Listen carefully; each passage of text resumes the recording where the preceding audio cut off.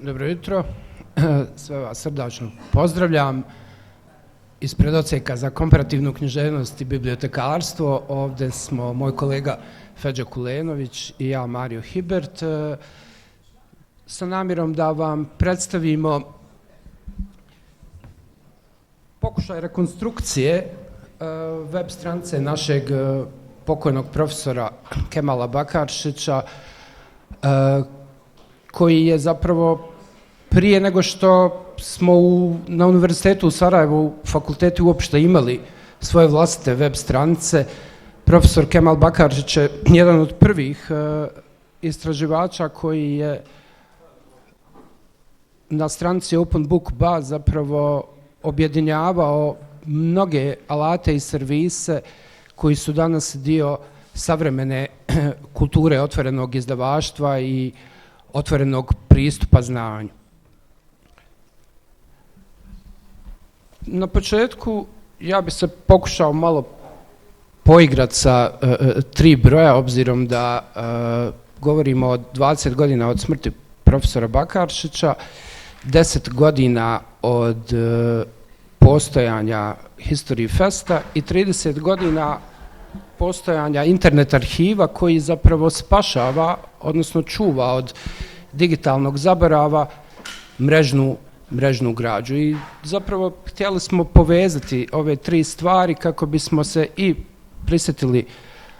našeg profesora, ali isto tako ovu priču staviti u kontekst historiografije, odnosno činjenice da digitalna historija, dakle mrežna historija, iščezava sa mreže i pokazati vam kako je jedan od alata internet arhiva Wayback Machine zapravo može poslužiti u pokušaju rekonstrukcije digitalne građe. Profesor Kemal Bakaršić je,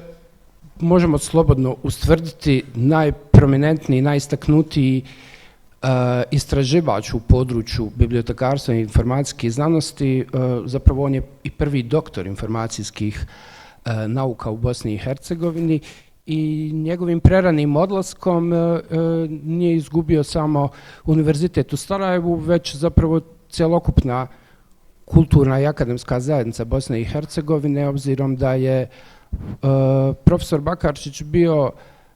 istraživač koji je svojim radom pokušavao pronalaziti načine i u kontekstu mrežne internet kulture i mogućnosti koje nam daju digitalni alati zapravo svoje studente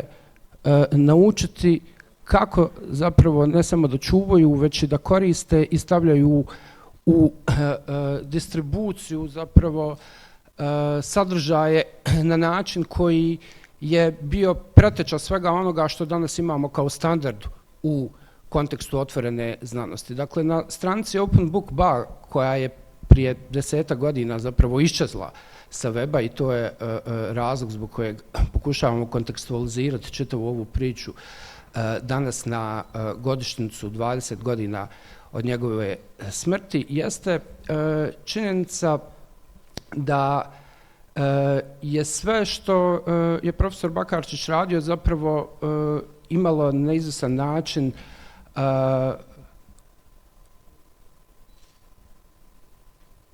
dodira sa onim što internet arhiv 30 godina zapravo pokušava da napravi, odnosno osigura da pristup u javnoj domeni, dakle u javnom prostoru mreže, omogući rekonstrukciju ne samo sadržaja, već i konteksta oko tog sadržaja koje je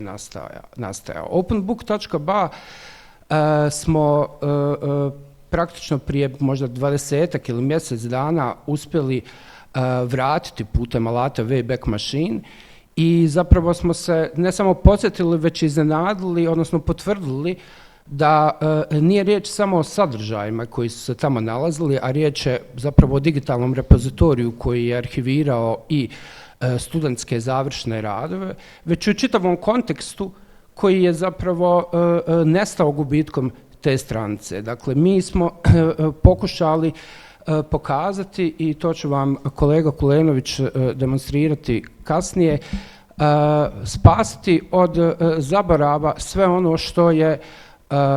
i materijalni sadržaj profesorovog rada, ali i sve veze i poveznice koje su nastajale kroz njegove projekte, inicijative i zapravo digitalne sadržaje koje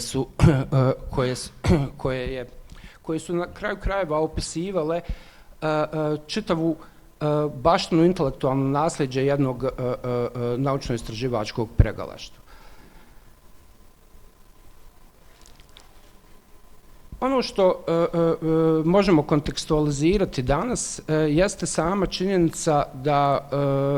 mada nam se to tako ne čini, da je građa na internetu iznimno fragilna. Drugim riječima, mi imamo osjećaj da je putem interneta sve dostupno na klik, međutim, ogromna količina digitalne građe zapravo više uopšte nije dostupna. Na taj način se pokazuje kako zapravo nije istina da internet je najbolji medij ili način spašavanja od zaborava, jer je zapravo naša suvremena bliska istorija najčešće iznimno teško dostupna ukoliko pokušavamo da je lociramo isključivo putem mreže. Tako da ako ne postoji svjesno arhiviranje, internet zaboravlja brže nego što mi imamo svijest o tome, i Internet arhiv kao neprofitna organizacija koja 30 godina zapravo pokušava da spasi od digitalnog zaborava mrežnu građu, pokazuje da je riječ zapravo o cjelokupnoj jednom trendu nestajanja bliske savremene kulture, i u nedavno objavljenom izvještaju Internet arhiva pod nazivom Vanishing Culture se zapravo dolazi do ovakvih podataka da je 10% mrežnog sadržaja već trajno izgubljeno, a da u periodu od 10 godina od 2013. do 2023. je nestalo 25% mrežnih stranica koje smo nekada mogli koristiti. To nisu zapravo male brojke, odnosno one su dosta značajan i upozoravajući alarm koji pokazuje da ono što bibliotekari i informacijski stručnjaci rade, a jedna od njihovih temeljnih zadaća jeste upravo čuvanje dokumenata, čuvanje zapravo znanja, pokazuje koje je mjesto informacijskog stručnjaka u digitalnom kontekstu i na koji način alati koji su nam dostupni mogu zapravo biti korišteni da bismo pokušali rekonstruirati dijelove naše zajedničke istorije. I ja ću sada prepustiti kolegu Kulenoviću da nastavi. Prije svega dobro jutro i od mene. Dakle, nakon ovog uvoda profesora Hiberta, ja bih samo napomenuo dakle, da se ovdje radi o softveru otvorenog koda koji se može dakle, i upotrebljavati na drugim mjestima, ne samo u internet arhivu, i sad postoji čitav problem nakon 30 godina postojanja internet arhiva oko uopšte održivosti takve institucije u trenutnom političkom kontekstu Sjedinjenih Američkih Država. Ali ono što jeste važno da razumijemo da ovo jeste oblik digitalne rekonstrukcije koja je fragmentarna istorija internetskog sadržaja, s obzirom da ne podrazumijeva svako osvježenje stranice ili dodavanje sadržaja koji se desilo u međuvremenu, tako da ono što trebamo prepoznati i što poznajemo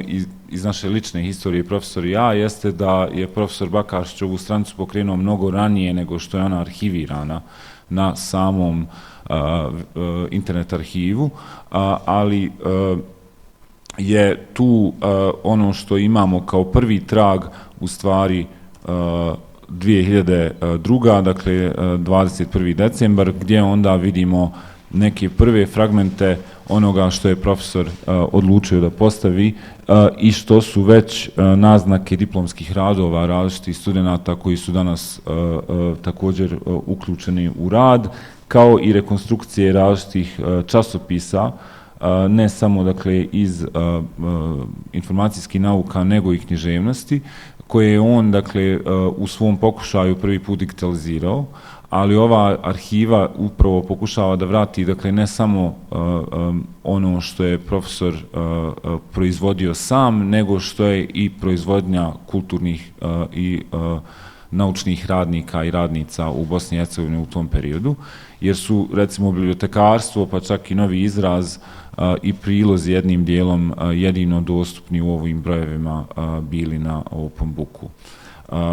Tako da se sada, kada gledamo dalje i dizajnerski, dakle i korisničkim interfejsom, ono što nas zanima isto s aspekta odnosa čovjeka-mašina, izgled mijenjao i dopunjavao, pogotovo pojavom i pokretanjem konferencije slavističkih bibliotekara, gdje postoji i taj repozitorij, ali ono što je za nas najvažnije, ono što je bila inicijativa profesora Bakaršića u većinskom dijelu, jeste rekonstrukcija bosansko-hercegovačke bibliografije Bosnijake. I taj projekat koji on radio skupa sa kolegama u Sjedinjenim Američkim Državama je u suštini nestao onog trenutka kada se stranica ugasla i jedini način kako smo mogli da dođemo do historije rekonstrukcije nacionalne biblioteke i nacionalne bibliografije jeste da vratimo i ovaj sajt. Dakle, nije samo pitanje, kao što pokušavam naglasiti, pitanje nečega što je rad jedne osobe koja je jako važna za našu nauku i historiju, nego i generalno cjelokupnog naučne proizvodnje tog vremena. Sve to što dakle, ovdje možete vidjeti, dakle, jedan snapshot iz 10. juna 2006. Dakle, samo nekoliko dana nakon što je profesor preminuo, gdje se prije, da, ali gdje vidite da je profesor bez, dakle, i do kraja svog života u suštini pokušavao da postavi diplomske radove i druge radove koji su važni za nas, kao i, dakle, gdje se stavlja i ova konferencija kao